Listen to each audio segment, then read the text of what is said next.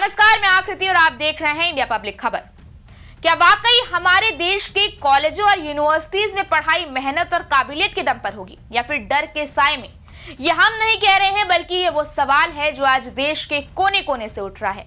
और ये सवाल आज जरूरी इसलिए है क्योंकि हाल ही के दिनों में देश के एजुकेशन सिस्टम में एक ऐसा बदलाव हुआ है जिसने देश भर के सवर्ण वर्ग वाले छात्रों में डर पैदा कर दिया है और एक ऐसी बहस छेड़ दी है जिसे अब नजरअंदाज किया गया तो बड़ी मुश्किल हो सकती है।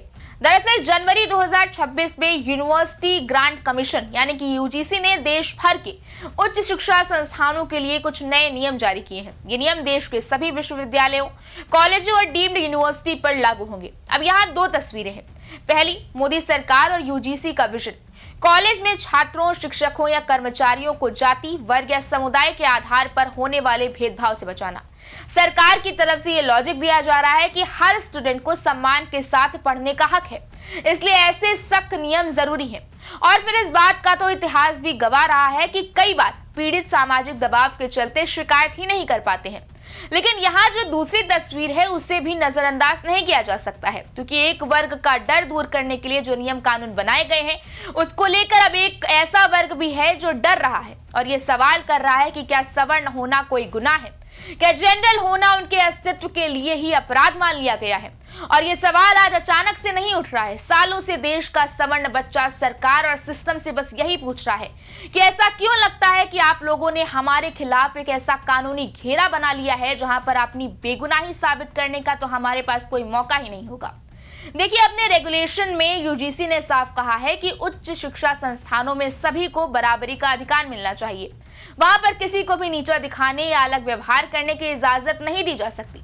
यूजीसी के नए नियमों के मुताबिक अगर किसी व्यक्ति के साथ उसकी जाति या जनजाति के कारण गलत व्यवहार किया जाता है तो उसे जातिगत भेदभाव माना जाएगा। फिर वो भेदभाव चाहे खुले तौर पर हो या छुपे तौर पर, दोनों ही स्थितियों में उसे गलत माना जाएगा। यूजीसी ने अपने रेगुलेशन में साफ किया है कि ये नियम देश के सभी हायर एजुकेशन इंस्टीट्यूटों में लागू होंगे, फिर चाहे वो कॉलेज हो, डीम्ड यूनिवर्सिटी हो या फिर विश्वविद्यालय।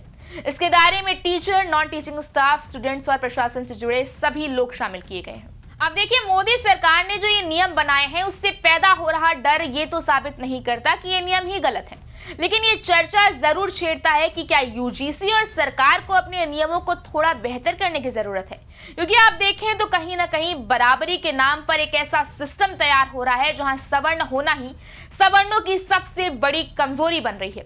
देखिए, सवाल बहुत बड़ा है और सोशल मीडिया पर ऐसे ही सवालों की बाढ़ आई हुई है, लेकिन इस सवाल को समझने के लिए हमें सबसे पहले तो यूजीसी के नियमों को समझना होगा कि क्या और क्यों जरूरत पड़ी है इन नियमों की।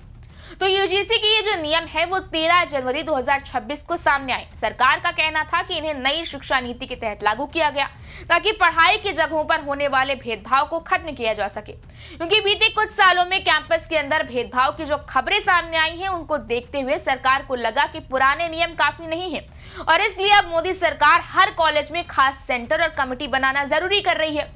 कुल मिलाकर सरकार की नीयत यहाँ साफ है कि एक ऐसा सिस्टम बनाया जाए जिससे पिछड़े छात्रों को असुरक्षा ना महसूस हो, लेकिन इसी की आड़ में जो सवर्ण वर्ग है वो अपने लिए गहरी चिंता जाहिर कर रहा है।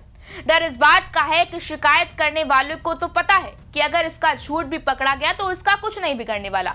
ऐसे में क्या लोग इसे सवर्णों के खिलाफ हथियार बनाकर इस्तेमाल नहीं करेंगे? इसकी क्या गारंटी है कि इसका इस्तेमाल सवर्णों को डराने फंसाने के लिए नहीं किया जाएगा? देखिए, ये डर इसलिए भी है क्योंकि जब किसी कानून में चेक करने वाला कोई विकल्प नहीं होता तो उसके गलत होने की संभावनाएं बढ़ जाती हैं और इसलिए आज सवाल उठ रहा है कि क्या सवर्ण होना ही एक गुनाह है? क्या सवर्ण होना अपराध है?